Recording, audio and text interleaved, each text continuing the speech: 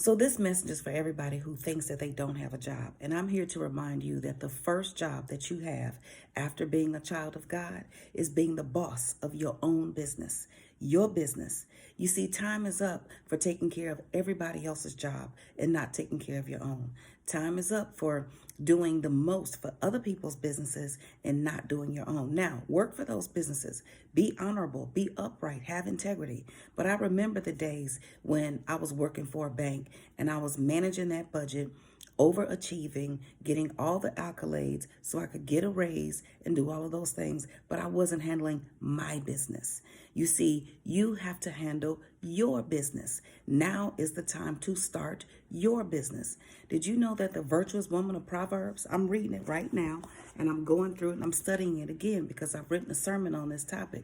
But the virtuous woman of Proverbs had 9 jobs. 9. Let's talk about them. The first job that she had, it says in verse 13, is that she selects wool and flax and works with eager hands. So wool was used to make clothing. And flax is a plant fiber that was used back in the day to basically make the clothing come together. So people usually wore either wool or linen. So we know that she was a seamstress and she was making clothes. It also said that she was like the merchant ships and bringing her food from afar. So I think she went out. I think she was trading. It then says she provides food for her family and portions for her female servants. So she had servants, but she provided the portions for them. So she managed the household. She managed the whole entire household. She didn't have other people coming and managing it for her. They did the job that she told them to do, but she was the ultimate manager of her own household. It says she considers a field and buys it. And then it says out of her earnings, she plants a vineyard. I think she was into real estate because she bought a field and then out of her earnings, she planted a vineyard. She basically took her profit from one endeavor and then placed it into another. So she was a real estate investor because when you buy real estate, you don't earn anything. So she must have been a broker or something to that effect in the transaction. So she's a real estate investor. She owned a vineyard. That's the fifth job. Then it says she sees that her trading is profitable. So she went out and she probably was a wholesaler. She traded and bartered so that she could come out on top and win. And then number 7, down in verse 20, it says she opens her arms to the poor and she extends her hands to the needy. So she was also a philanthropist. So 1, we know that she was a seamstress. 2, we know that she went out and traded. 3, we know that she managed a household. 4, we know that she was a real estate broker. Number 5, we know that she was a vineyard owner. Number 6, we know that she probably was a wholesale trading at the merchant ships. 7, we know that she was a philanthropist. Number 8, we know she was a mother. We know she was a mother. And number 9, we know she was a wife because it says that her husband has full confidence in her. And it says that he was respected because she was great. So I'm talking to the ladies. I'm talking to the fellas. I'm telling everybody, now is the time. This is the season to start your home-based business. Now is the time for you to be in control of your destiny and to create something that you can pass on to your children. So I thought, why don't people start their home-based businesses? Now I have a whole lot of people who are. So thank you to all of you who've come to the class, who are sending questions, and you are starting to build your empire from the ground up. But I figured that there are people who still haven't done it. And these are the number 1 reasons. I have to go on television and do a lot of press this week about what people can do to get themselves to the next level financially. So the first thing people say is they don't have time. You can't say that now. You got all the time in the world. And guess what? If you actually don't have time, because I know there are people who are working 8 hours a day, commuting 2 hours each way. So, that is 12 hours a day. Well, let me tell you something. You got to snatch the time. You have to take the time. You have to demand the time. And then you have to command time. You have to tell time what you're going to do with it. You have to make the decision that you're not going to be on the phone chit-chatting about nothing, that you're going to get off of Instagram, scrolling for hours, that you are not going to just simply Netflix and chill. It's okay to do all of those things, but you have to control your time. The next reason why people don't start a home-based business is because you're scared you're going to fail. You don't think you're smart enough. Let me tell you something. You can't fail until you quit. That's what my friend Russell Simmons always says. And I believe it. If it doesn't work, try it again.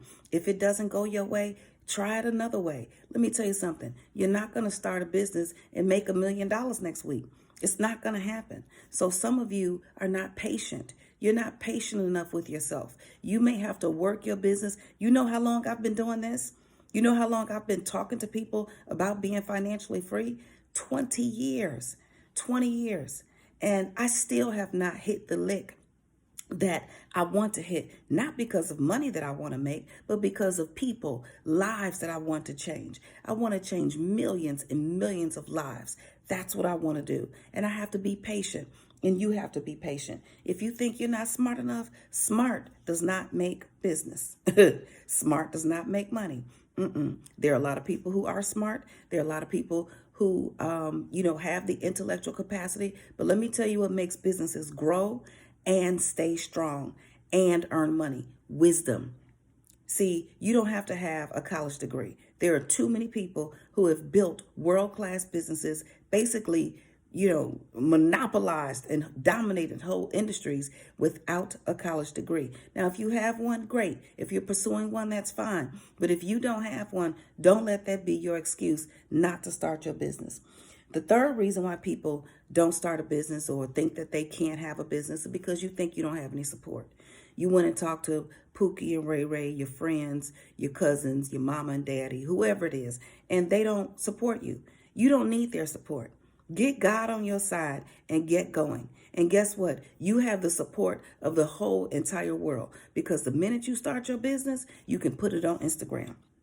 You can put it on Instagram. You can put it on Facebook, Twitter, LinkedIn, Periscope. You are now in control of who gets access to your business to support you. And then you have to show up.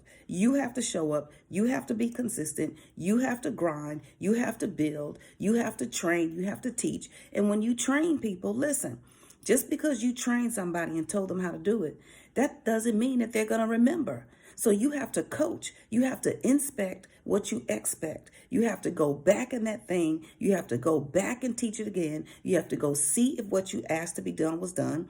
And then over time, people will then build a habit out of making sure that they attend to the things that you told them to. But forget about not having support. Do what you got to do. Stay up at night. Think. Reach out to other people. Find other people. You are not going to have a world-class business with the people that you know, because the people that you know is a finite number. That's a limited amount of people. You want your business available and accessible to the world. So start out knowing that you have the support of God and you have the support of the entire universe. And I want you to go after that. The last reason, and I know that there are many, but this is the one that I've identified, that one of the reasons, or the last reason why people don't start a business, is because at the end of the day, you're lazy. You don't want to do it. Let me tell you something. I get that. I understand. There are times when I do not feel like it. I don't want to do this. I want to go do nothing. And then you get tired of that. You ever been too lazy to do something and all you want to do is nothing, and then you get tired of doing nothing? So you might as well go back and do what you were tired of doing in the first place, because at least you can occupy your lazy mind that is too lazy to stay lazy. Yes, get over that. Get over being lazy. I remember talking to a big group of women, and I told them exactly what to do to start to get their money back, because everybody was complaining because they were making money, but they didn't have any. You know why? Because the more money you make, the more the IRS will take, period. So if you make $75,000, you get a raise to $100,000, you are not going to have $25,000 more dollars in your pocket. You actually might have less, because now you're in all these different tax brackets. So I taught them everything they needed to know: how to get your money back, how to document your expenses, how to understand the IRS tax code, what are the common tax deductions. And at the end of that, everybody was excited. And one lady said, "Is there another way?" Because she didn't want to have a business. Come on, y'all. Do better than that. You owe yourself more than that. You are the boss of your own situation.